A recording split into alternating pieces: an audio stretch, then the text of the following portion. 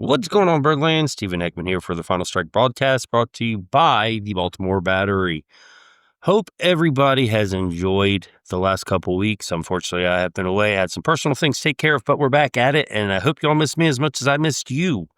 Good news is the Orioles actually had their first winning month of the season, going 16-11 in June. They actually were second in the league in OPS with runners in scoring position with a .908, and they also tied for the lead, hitting 13 home runs with runners in scoring position. They tied with the Arizona Diamondbacks. This is the offense we've been waiting for. This is what we've been waiting to see our team accomplish and be able to do. And June was a great time to see it. I mean, Ramon Laureano coming out of nowhere and becoming the player he's become is just phenomenal. Ramon Urias being that consistent player. Ryan O'Hearn, who's having an all-star season. Jackson Holliday, a little bit of a down month, but still overall having a good season. Gunnar Henderson starting to hit the ball with authority. I actually, in the recent article release of the Orioles month in review for June, he was actually one of my players for June who stood out. Him and Gary Sanchez. So good things are happening there. On the adverse side of things, Adley Rutschman is on the IL. Last I heard, he had not started taking batting practice, but he had started throwing the ball. So there's a little bit of improvement, not much. Zach Eflin just hit the IL, unfortunately. So that gives us another pitcher on the IL. As of right now, Sagano and Kramer are basically the only two pitchers. Well, I guess you have to throw Charlie Morton in there, but they're the only two pitchers that were expected to be in the rotation that are still plugging along. So, I don't know. The injury bug is out after us hardcore this year. Jorge Mateo had to get pulled from his rehab assignment the other day, now with a hamstring injury. So, not only did he have the wrist injury, now he's battling a hamstring injury. So, you're probably going to lose him for another 10 to 14 days. Trump got hurt. Maverick Hanley's hurt. Adley Rutschman's hurt. We had to sign Jacob Stallings, doing everything in our power to avoid bringing up Samuel Basello.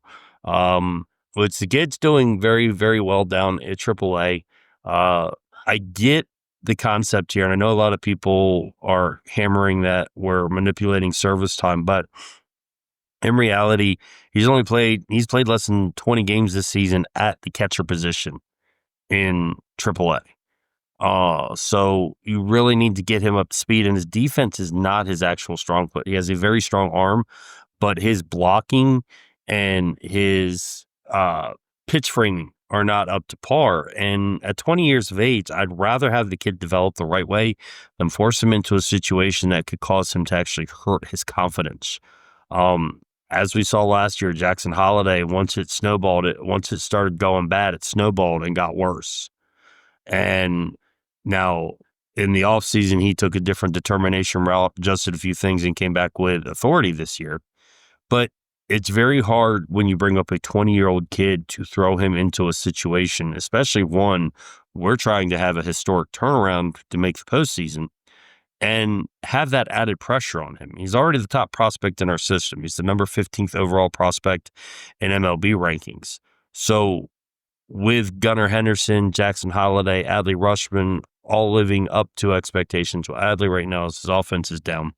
But for the most part, being crucial and integral to the last couple years of success, you got to be careful how you put him in position. Plus, we still have not extended Adley Rutschman. So then you start getting into, do we keep Adley Rutschman? Do we keep Samuel Basello? Do we keep them both? And you might cause friction and put a big albatross on the team that could actually spread out and cause a bigger problem. Have we extended Adley? There might be a different scenario, but having Adley Rutschman and Samuel Basello, you do need two good ground catchers. Split the catching duties, split the DH duties, and Basello also learning first base, which opens up the door because Ryan O'Hearn is a free agent next year, or at the end of this year, and Ryan Mountcastle is a free agent next year. You have Kobe Mayo over there playing, but if Samuel Basello is producing better offensively, do we really want to sacrifice him for Kobe Mayo? So there's a lot that goes into play here and a lot of factors that are standing out that have to determine this decision. Sammy Basello is a good hitter, strong hitter with strong contact, got a very powerful arm, but there's a few things he needs to fix. And before we rush in and say, bring him up, bring him up, bring him up, I think let's get him ready to come up instead of forcing him up. Now, of course, if the situation keeps going and we keep losing catchers, it's a whole different ballgame. But as of right now, if we can do what we can to avoid having to bring him up, that's what we need to do. So there's a lot of thought process and a lot of branches that can spread out from here if this isn't done the right way. And we really need to go about it the right way. It's very important that we actually consider his growth. I know it seems like we've had Samuel Basello for a long time. It's because we signed him so young out of Dominican, and he's excelled so quickly. So we have to watch that. I mean, there's other players you can speak the same for. You got Dylan Beavers, who's, the kid's having an excellent season in AAA. And, with the struggles of Heston Kjerstad, and if we actually keep Heston Kjerstad, you've got Dylan Beavers to consider. So do you keep him? Do you trade him? Do you give him his shot up at the top league or not? Kjerstad's still on the 40-man roster. So, we don't have to DFA him, but, decisions are going to have to be made eventually. We're going to approach the trade deadline as we're still contenders, which, we're less than 10 games out from the wild card. So a lot of baseball left to play to make that up. I don't think we're going to get back in the AL East division running, but there's still plenty of baseball left and a lot can happen. That's the one thing they play the amount of games they do. So we've seen crazy stuff. I've seen, Atlanta and Boston in the same season both overtake division leaders with less than 2 weeks of baseball left to play. I've seen teams that knocked out of the playoffs on the last day of the season who won 95 games. So baseball is a fickle sport and a lot can happen in a short period of time. All it takes is one strong winning streak, which we've already had one that got us, we were 18 games under 500 at one point. We're flirting with being 10 games under 500. And those things definitely come into play. So, we're not totally out of it. So we're on the cusp and we have to approach the deadline the same way. We have to improve, but do we get rentals or do we get players who are going to benefit us next year as well? And I think that's how we have to approach it. Are we getting a return where we have a player longer than just a half a season? The big free agent signing of Tyler O'Neill right now, it looks like a bust.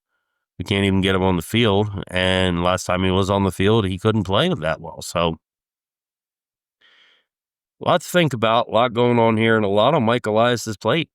What's he going to do? What's the next big move he's going to make? Do we extend Zach Eflin? Do we trade Zach Eflin? Tomiyoko Sagano, do we trade him? Do we keep him? That's the other thing. If we keep these players that they leave at the end of the season, at least we get the ability to offer them a contract that if they reject, we can get compensated with draft picks. So there's thought processes there that have to come into play. And, a lot of people aren't going to agree with it. And I understand that. So I was talking to the gentleman from the O's Across the Pond podcast. We touched base on how we were going to approach the trade deadline and who do we see possibly trading or keeping. It's definitely check out their podcast because they've had some great guests on there. Kind of a little jealous. I need to get some guests on here. But I digress. It's an interesting aspect because, it's hard after watching the way the first part of the season unfolded and then watching how June went, because June shows the potential our team has. And what really bothers me is we were starting to get healthy and then boom, the injury bug hits again. Jordan Westberg right now, day to day, he's struggling because of this, and he's a big part of our offense. Calzer's hitting the ball again, which is great. Gunner's hitting the ball. And like I mentioned earlier, the two Ramones, Laureano and Urias, they have been a godsend for our team. They really have. They've stepped up big time for our team. And Gary Sanchez, since he's come back off the IL, oh, that guy's been on fire. And which is great. I mean, we've needed that veteran leadership and presence. And I, for one, was never a big fan of Gary Sanchez. His defense is atrocious, but he does have a good bat. I will give him that. But he's actually stepped up big time for us. And, that veteran presence and leadership is crucial, especially when you have a young team developing. When they see a guy who comes to work every day and will do whatever's asked every day and give his best every day, that's going to trickle down to other players on the team. That's what I loved about Adam Jones, is you had to follow Adam Jones' lead. He was an infectious player because he gave everything he had every time he came to play ball. Defensively, offensively, he did not take that play off. And I think that's been the biggest part that's missing from our team, is we haven't had that mentality. Like, see, Jordan Westberg is that gritty, down, go get it, get the job done player. And he's so laid back off the baseball field. He changes the seriousness tone in the clubhouse. Him and Colton Cowser together are clowns. And then you get Gunnar Henderson and Jackson Holliday and Adley Rutschman together and Grayson Rodriguez, and they're all doing well. They all get along well. They're all really good friends. And I think it's important that they have that bond, but you've got to have that one player that stands out as the leader, that shows this is why you have to follow this guy. This is the reason we want to do this. And that brotherhood and camaraderie, I think, is going to help when it comes time for us to re-sign some players, because I think these players saw what they were capable to do down in the minors. If we could win a World Series with them together, that's going to be big for them. That's going to be something that every baseball player growing up dreams of, winning a World Series. But if you can do it with guys that you actually went through the minor league system with together, that means a lot more, because you get to share something and you watch each other grow, and you were there for each other through the hard times and the good times. And that, I think, is important. I think that camaraderie is very important to the team. But I also think having a player like Gary Sanchez, who's go out there gritty, do all he can to make sure he's helping the team and do his job to the best of his ability. So, take what you want from that, but I think that's very, very good, very positive. Touch base real quick on the injuries and everything. Kyle Bradish should be heading down to Sarasota this week. Should be starting to face live batters very soon. Very, very soon. Tyler Wells is roughly about a week behind, so he's going to throw another bullpen session before he heads down to Sarasota. Grayson Rodriguez, he actually threw a bullpen session the other day that was a mix of other than fastballs. So, there's positivity there. Tyler, let's see what we got. Keegan Aiken now is left shoulder inflammation. He's out. Chadwick Trump, lower back tightness. He's out. These are players that are currently on the team. An injury bug just will not leave us alone. Jorge Mateo now has a left hamstring injury, which we said earlier. Zach Eflin, low and back strain. Charlie Morton, right elbow tendonitis. Now, he's going to pitch Friday. They did push him back till Friday, so I think that kind of had a little bit to do with us facing the Braves, too, to tell you the truth. Tyler O'Neill, we have no idea when he's coming back. Guy got hurt doing a rehab assignment, so him and Ramon. Cade Bovich, he made a rehab start for AAA Norfolk on the 26th, threw 75 pitches. He's been paused. His rehab has been paused due to ongoing soreness in his hip, though. We can't catch a break. Adley Rutschman, he's not yet swinging a bat. He should return early in the second half. We already said he was out through the All-Star break. Jordan Westberg, he should be back June 30th or July 1st. So we aggravated the sprain on the 27th. Maverick Hanley, he's on concussion protocol. We'll be very cautious with that because concussions are an important thing to take time and let heal. You can actually start showing improvement and then regress. Somebody who's had 19 concussions in my time frame, I can tell you, you've got to be cautious and very careful with concussions because certain things can trigger effects that weren't there before. And I'd rather us be precautious than risk causing an injury or something more to a player. Albert Suarez, he began playing catch, which is great. He got another MRI on June 23rd, which shows that he's 80% healed. He had a right subscapular strain. I couldn't even tell you where that is. Doesn't sound comfortable, though. He hopes to throw off a mound by mid-July, so we get him back for the second half of August, maybe. Kyle Bradish, like I said, he goes on the 29th. He went to Sarasota to begin facing live hitters. That's great. If we can get him back closer towards the end of July rather than August, I think that'd be a big thing for us. Grayson Rodriguez threw a bullpen session featuring fastballs and breaking balls on the 27th. So that's a plus. Hopefully he's healed and ready because we definitely would like him back for the second half push. Ryan Mountcastle, I don't know, grade 2 strain, likely to miss 8 to 12 weeks. If he doesn't come back this season, I would not be surprised. Tell you the truth. Tyler Wells threw off a mound on the 27th of April, completed another bullpen session on the 27th. Should be facing live hitters in early July. Like I said, he's probably about a week behind Kyle Bradish. So we should be getting a lot of improvement from both those players relatively soon. We did call up Yennier Cano from AAA, which I really think is important. I think we've been missing him. I know he was having some struggles there, but that part in the back end of the bullpen, we were missing him very much so. We also selected the contract of Corbin Martin,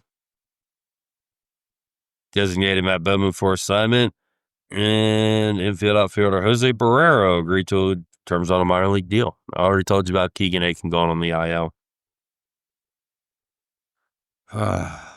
Trump on the IL. We called Jacob Stallings up, which is no surprise. Like I said, I know a lot of people are clamoring for Basello, but honestly, I think getting him comfortable in the growth section is what's important.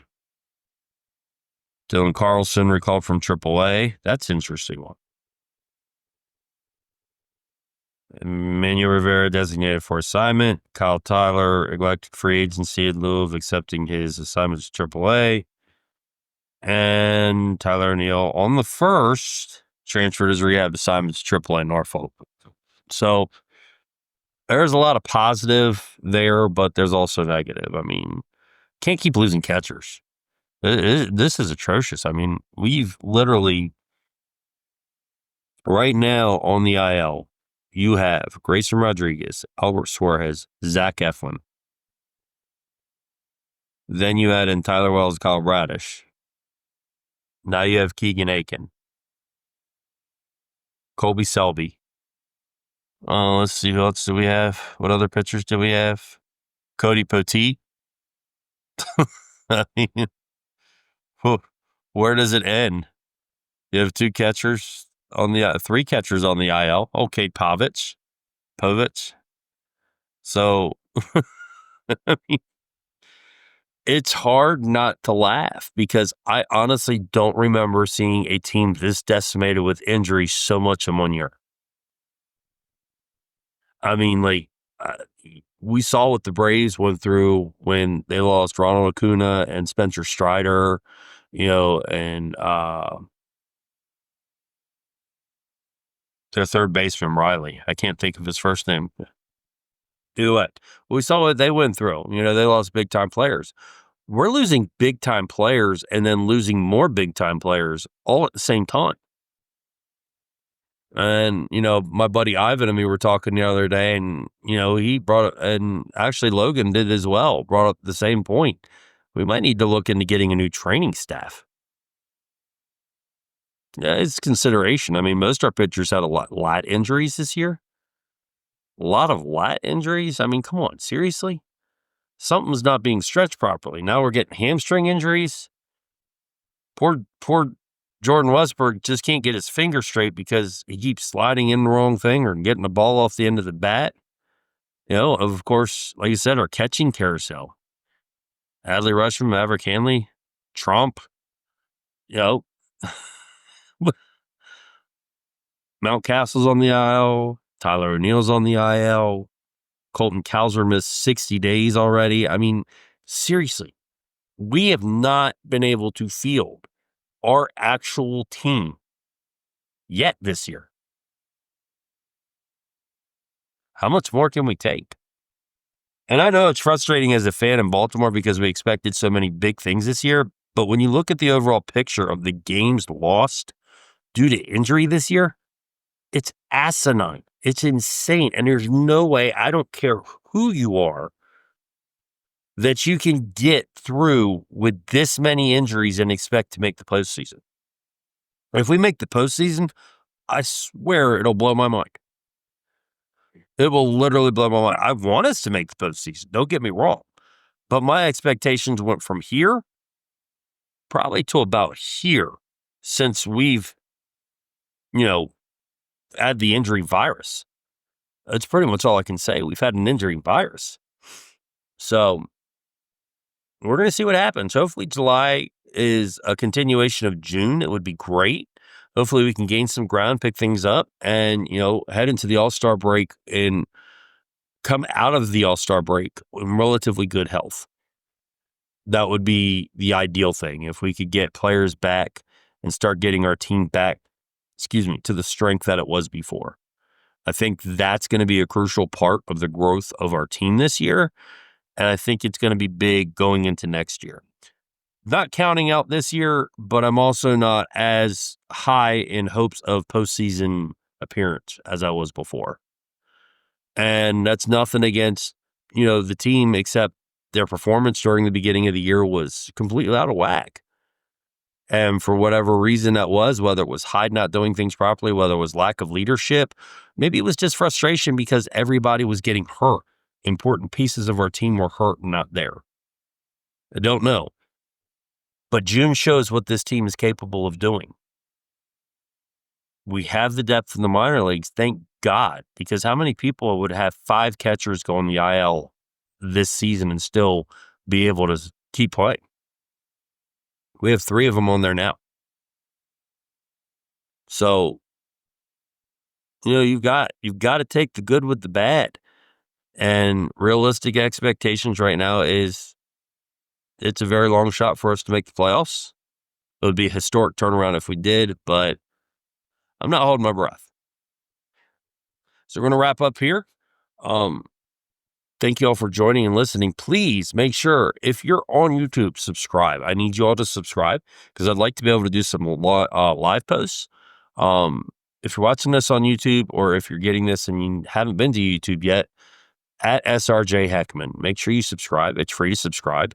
I want to start doing some giveaways. I want to start having more guests. I want to do some live programming where you all can actually come in and ask questions and me answer them while we're on the air.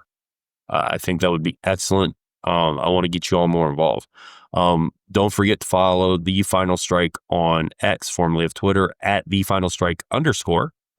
Also, don't forget to follow me on Instagram, TikTok, X, formerly of Twitter, YouTube, all at SRJ Heckman. And if you haven't yet, download the 3-5 app. It's the number 3, the word 5. Download that. You can find me on there as well at SRJ Heckman. So we're expanding. We're getting out there in different areas because we want to reach as many Baltimore fans as we can. We want to make sure we're giving you the information that you need, not only from the Final Strike, but from the Baltimore Battery. If you haven't yet checked out the BaltimoreBattery.com, without them, I would not be here. There's been some great articles coming out. We have our June review of the Orioles. We have our prospect piece of the Orioles. There's an article I wrote also about what is the reason Samuel Basello is not in the majors yet or what's holding him back.